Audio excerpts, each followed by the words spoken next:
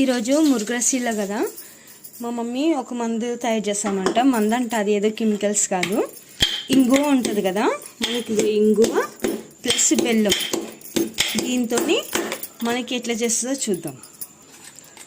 ఇది ఎందుకు వేసుకోవాలంటే, ఇప్పుడు ఎండాకాలం అయిపోయిన తర్వాత ఈ మురుగరసీల నుంచి మనకి వర్షాకాలం స్టార్ట్ అవుతుంది కదా, వానాకాలము.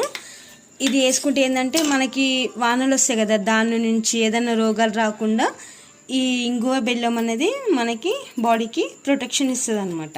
అందుకోసమని ఈ మురుగరసీల రోజు ఇది ఇట్లా చేసుకొని మింగాలన్నమాట. ఇది మింగేటప్పుడు పళ్ళకు తాకొద్దు, గొంతులు వేసుకొని మింగాలి. ఇట్లా బెల్లము జిగురు జిగురు చేసిన తర్వాత ఇంగువ ఉంది కదా, అట్లా ముద్దలా కట్టేసి రౌండ్ బాల్ చేస్తుంది మమ్మీ. చేసేసి డైరెక్ట్ గొంతులు వేసుకొని మింగేయాలన్నమాట. ఇది ఇట్లా ఇట్లా వేసుకోవాలన్నమాట. ఇది ఆచారం. మనం చిన్న ఉన్నప్పటి నుంచి మా మమ్మీ మాకు వేస్తుంది. ఇంకేమైనా ఉందా మమ్మీ దీనికి? ఏం లేదు, ఇంతేనా? వర్షాల నుంచి మనకి ఏ రోగాలు రాకుండా కాపాడడానికి కదా ఇది. అదే అనమాట. ఓకే అండి, మీరు తెలియని వాళ్ళు ఎవరైనా ఉంటే కూడా ఇట్లా ట్రై చేయండి. మనం ఏదో ఇప్పుడు ఏంటంటే మురుగరసీల రోజు చేప మంది వేసుకుంటారు కదా, అట్లా మనకి వీలు కుదరదు అనుకున్నప్పుడు మనం ఇట్లా ఇంట్లోనే ఉన్న 2 వస్తువులతోని ఇట్లా చేసేసుకొని వేసుకోవచ్చు. లెక్క కాదు, ఈ రోజు మింగింది ఇది మోక్షం. రోజు కూరలా వేసుకుంటాం, పులిగూరలా అండ్ల ఇంట్లో పొడి.